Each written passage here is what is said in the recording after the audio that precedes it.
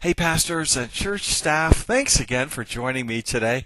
I'm Steve with JMI Pastors Coach, and I absolutely love serving JMI PC member churches as executive pastor, pastor coach, executive pastor coach, and staff coach for so many. I hope this webinar is helpful and will offer new options and ideas regarding how we organize and administrate church vision, mission, and purpose in the 21st century. Today, we're talking about how your congregation may reach out to their life marketplace neighborhoods for a number of different reasons. First, why should they? Why should someone in your congregation invite personal neighborhood friends to attend your church? Well, possibly to fulfill the Great Commission, or to lead people upward, or to be touched by God at one of your services or ministries or groups or events. Maybe to know and understand how God moves in your church and how to communicate that as lives change for the better. If I was to attend your Sunday service this weekend and ask church members how God moves there, could they tell me? After all, you offer something to do with God, right? Well, what is that? And how does that impact me? How are you different than any other organizations that do good things? So, what is a church member marketplace neighborhood? Possibly a new term for you. Church member marketplace neighborhood. Well, they include the home location a person or family lives in, various online groups or social network contacts a person has, business associates they interact with, friends and family, maybe organizations they belong to, and more. You know, sociologists tell us that one person generally has a sphere of influence, those within his or her individual neighborhoods, from 20 to 40 people. Again, that's 20 to 40 people per marketplace neighborhood, what I just mentioned a moment ago.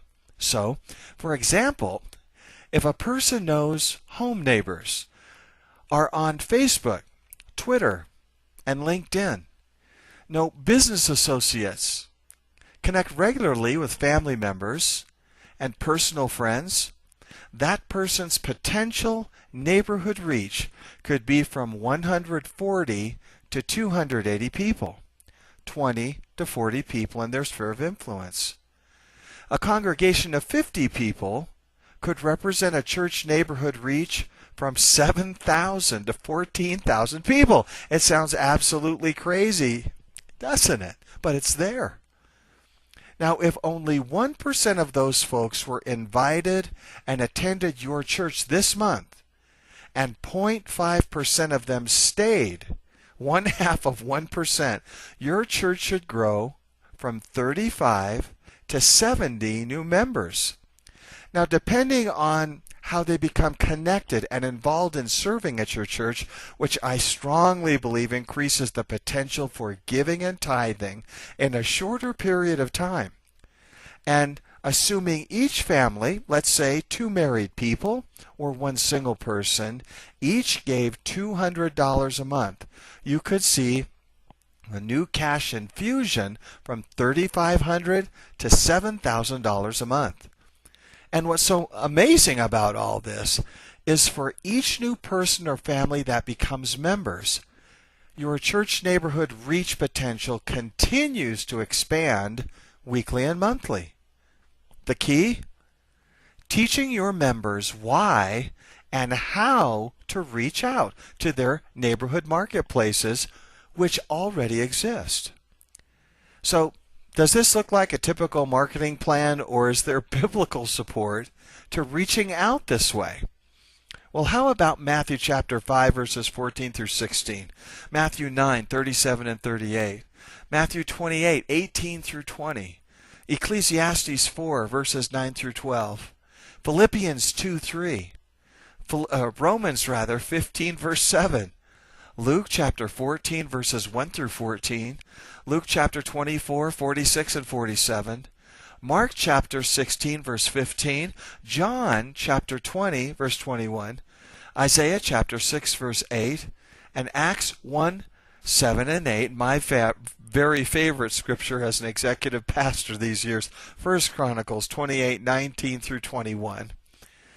Well, it's a valid question. Secular marketing, reaching out from a biblical perspective. What's the difference from a church perspective between a secular marketing plan versus reaching out from a biblical viewpoint? An article entitled 10 Differences Between Secular and Biblical Churches by Joseph Matera provides really, really good insight into this question. He says many pastors are reading books on leadership and marketing written by corporate leaders or folks speaking from an American corporate ethos. Oftentimes, the biblical ethos in regards to the local church model is missed. The next 10 points we're about to talk about show the difference between the two models.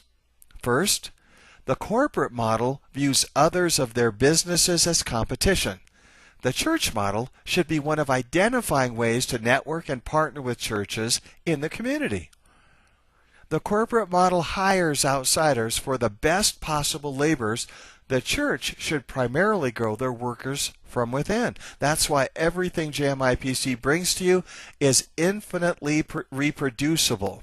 We understand that idea of bringing in folks who will serve for a time and then take a break, no burnout, as others come in to take that position. So we're constantly, infinitely reproducing the people in our church organizationally and administratively. We'll talk about that more. It's called the quarter system. Next, the corporate model attempts to maneuver and place businesses in the best possible location to squash the competition and monopolize the market. The church model is one of empowering people so that a community or city can experience the saving reality of Jesus. And then the corporate model often majors on marketing. The church model should be focusing on substance and content. The corporate model focuses on numbers. The church model on discipleship. The corporate model focuses on outreach. The church model focuses on both inreach and outreach. And if you're missing the inreach, we want to talk. It's really critically important to your future. The corporate model bases its methodologies and marketing on its capital and profit goals. The church model bases its methodologies and marketing on the church's God-given vision and mission, both corporately and individually. The corporate model emphasizes long and short-term planning before success. The church model emphasizes long-term praying before planning and blessing. That's where we always start.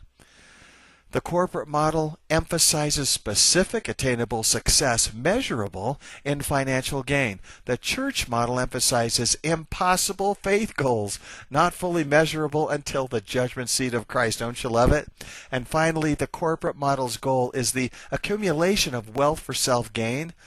The church's model, our goal, is to properly steward God's wealth to confirm His covenant and to bless the families of the earth. What do you think? At JMI PC, we offer biblically based church organization and administration. We've worked 30 years, and God has blessed with great fruitfulness as we offer understanding to God's order and balance expressed in practical ways to teach, train, equip, and release those called of God. So let me ask you, does your current church organization and administration plan facilitate and support member marketplace neighborhoods? You have a question on this? Click the Contact Us button, the contact button right above me at the top of the page to set a time to talk via two-way video chat through Google Hangout or Skype, talk by phone, or by email. We give 8 hours of discussion at absolutely no cost, no strings, no obligation, so there isn't any pressure or financial commitment until you feel what we offer will work or not. Well, let's get back to our original premise. We've defined what church neighborhood marketplaces are. Now, how do we begin? First, we must discover and compose your church vision, mission, and purpose. Why you exist, how you are unique to other churches, how God moves in your congregation. After coaching for 22 years, I find a common characteristic many pastors fall prey to is the fact that they know and understand their vision, mission, and purpose. Their staff does because they're close to you. But their congregants do many times only in part or not at all. And that leads to potential frustration based upon assumed expectations pastors hold that people miss because they never understood principles in the first place. It's way, way more than words crafted in a mission or vision statement presented on a prominent wall in your foyer. It's the meaning of what the words tell us. It's if your people don't understand the meaning, giving us evidence of how God moves in your church, how can they articulate it to their marketplace neighborhoods? See, we must construct organization and administration supporting all parts of your vision, mission, and purpose to be introduced, implemented, and flow smoothly. We call it seamless. Organization and administration in a church, from our perspective, is supposed to be invisible. It just looks like it flows smoothly and all happens together. We know behind the scenes there's a few details to cover, but it's never supposed to be out in front. It's supposed to be way in the back, and as people operate their organizational positions, it just falls together beautifully. The other challenge is to win people to commit to being involved, starting to try and work through the things we offer them to do. Once they do, and they will, you'll see fruit within 90 days, within 1 quarter, if they commit to it and follow what we're asking them to do, biblically based, practically expressed in simple terms for them to follow. You'll be amazed at the results. Then we must facilitate explanation of what it consists of, what your vision, mission, purpose consists of in simple, understandable terms for people both biblically and practically. We call it the playbook. We can talk more about it. We must produce bound copies for congregational distribution and leadership training. We must find a time other than your weekend services people most attend church, possibly Wednesday nights or meetings after church, personally inviting them to special group gatherings broken down in up to 8-week segments. Want to take one point at a time so they understand what we're talking about, move to the next. Now, this is also required for all church leadership and staff. If they don't lead the way and don't attend, why should anyone else? Within our weekly teaching and equipping series regarding vision, mission, and purpose, we introduce our church member marketplace neighborhood reach plan with expectations, guidelines, and the how-tos, the details, again both biblically and practically supported. So when members now begin to regularly invite church neighborhood guests to services, what happens next? What happens once we get there? Well, we will, by that point, have already prepared organizational, in-person, and online follow-up systems before the church member marketplace neighborhood plan is implemented to list and track each and every new person in a number of different ways. We don't want anyone falling through the cracks. Now, I'm sure you know that if we don't follow up on guests within 3 to 5 days of their attendance, we have an 80% chance they won't come back. And how you consistently gather and manage first-time guest information is absolutely critical. Without it, we can't follow up. We can't contact those people and potentially see them involved in not just this area, but many other areas. So, does all of this sound a little bit overwhelming? Well, at JMI PC, we've already developed everything you need to bring your church member marketplace neighborhood plan forward, including full administration, full organization, all details and system support with personal assistance to shape each area, not by my direction, but by your direction.